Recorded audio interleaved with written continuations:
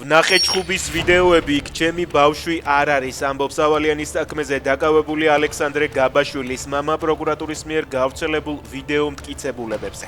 კიდევ ერთი დაკავებულის გიორგი რიკაძის ადვოკატი კი ადასტურებს, რომ მისი დაცვის ქვეშ მყოფი მასალებიდან რამდენიმე ეპიზოდში მონაწილეობს.